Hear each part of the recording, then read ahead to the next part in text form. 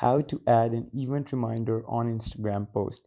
In this video, I'm going to show you how you can simply put an event reminder on an Instagram post. So first of all, what you're going to do is open up the Instagram application on your mobile phone devices.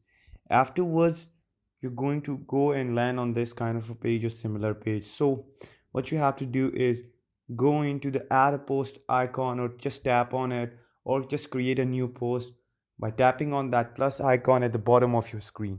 Once you do that, a gallery would open up. It is totally up to you, or it's your choice if you want to go into the camera mode or you want to pick some picture from a gallery. For example, this is a picture which I choose. I go on to the next option.